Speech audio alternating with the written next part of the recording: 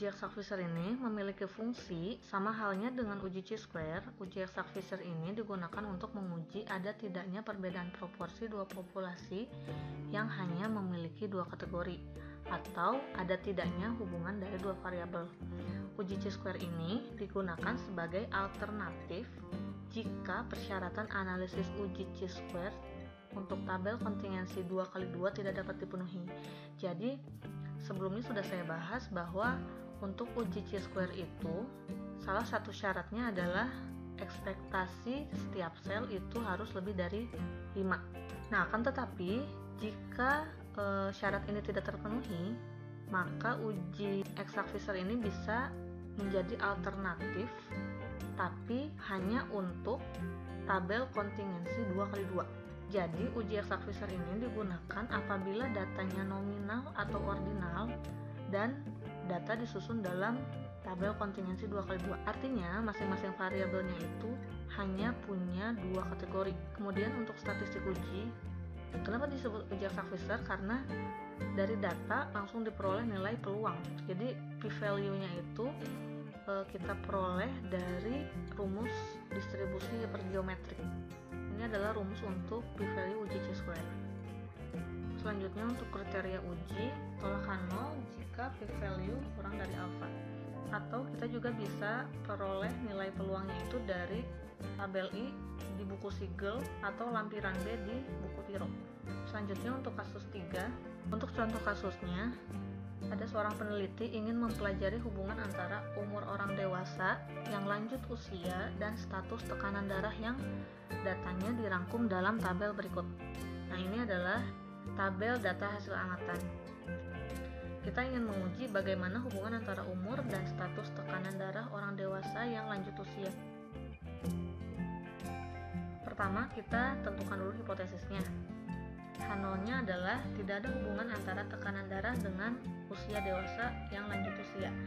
Kemudian H1-nya ada hubungan antara tekanan darah dengan usia dewasa lanjut usia.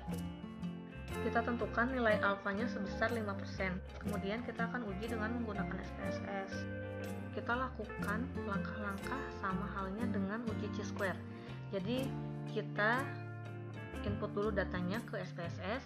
Setelah data siap diolah, langkah selanjutnya itu sama dengan uji chi-square. Kita klik data, weight case, kita masukkan variabel frekuensi ini di frekuensi variabel, kemudian OK. Selanjutnya kita masuk ke analyze, descriptive statistik, cross tab, masukkan variabel tekanan darah ke row, kemudian umur ke kolom. Selanjutnya statistik,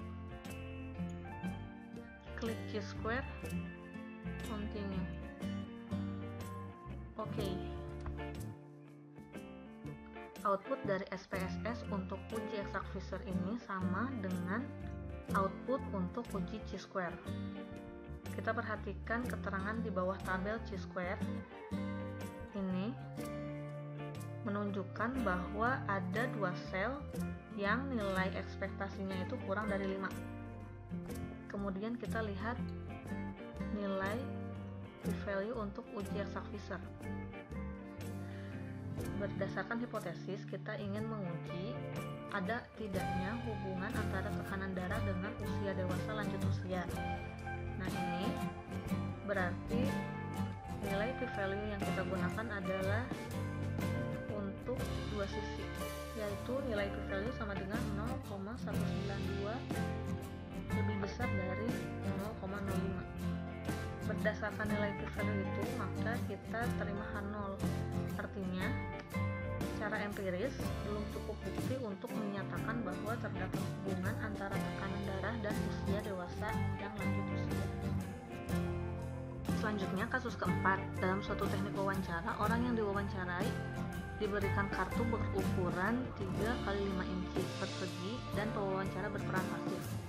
Wawancara berlangsung dengan kartu dan dijawab oleh orang yang diwawancarai. Teknik wawancara kedua, pewawancara berinteraksi dengan orang yang diwawancarai dengan sangat hangat dan tatap muka. Pewawancara mengajukan pertanyaan dan memberikan komentar pada saat yang diwawancarai memberikan jawaban. Tekanan darah diastolik diukur pada setiap selang waktu 1 menit selama wawancara berlangsung. Jadi, pada penelitian ini, peneliti ingin mengetahui apakah wawancara dengan tatap muka memberikan perubahan yang lebih besar terhadap tekanan darah diastolik. Sehingga kita tentukan hipotesis penelitiannya itu adalah H0-nya proporsi orang yang diwawancara dengan tatap muka yang perubahan tekanan darah diastoliknya cukup besar dan proporsi orang yang diwawancara dengan kartu yang perubahan tekanan darah diastoliknya cukup besar itu seimbang. Kemudian H1-nya proporsi orang yang diwawancara dengan tatap muka yang perubahan tekanan darah diastoliknya cukup besar lebih besar dibanding dengan proporsi orang yang diwawancarai dengan kartu yang perubahan tekanan darah diastoliknya cukup besar. Berdasarkan pertanyaan pada penelitian ini, tadi kan dijelaskan bahwa peneliti ini ingin melihat apakah teknik wawancara dengan tatap muka ini memberikan perubahan terhadap tekanan darahnya itu lebih besar dibanding dengan wawancara dengan kartu. Nah, artinya untuk uji statistiknya kita gunakan uji satu arah. Kemudian untuk alfanya kita tentukan sebesar 5%. Oke, di sini saya langsung saja paparkan dari hasil uji eksak Fisher-nya. Jadi yang pertama kita cek dulu, kita lihat keterangan di bawah tabel chi-square testnya. Di sini kan artinya ada 4 sel yang nilai ekspektasinya itu kurang dari 5. Kemudian untuk uji eksak Fisher-nya itu kita lihat untuk satu sisi, karena tadi kan dihipotesiskannya itu yang tatap muka perubahannya itu lebih besar dibanding yang wawancara dengan kartu. Jadi kita lihat significant value-nya itu yang ini p-value-nya itu sama dengan 0,008, artinya dia lebih kecil daripada alfa sama dengan 0,05, lebih kecil daripada alfa 5%. Maka kita dapat menentukan bahwa H0 ini ditolak. Kemudian kita buat kesimpulan bahwa ternyata proporsi orang yang diwawancara dengan tatap muka yang perubahan tekanan darah diastoliknya cukup besar lebih besar dibanding dengan proporsi orang yang diwawancara dengan kartu yang perubahan tekanan darah diastoliknya cukup besar.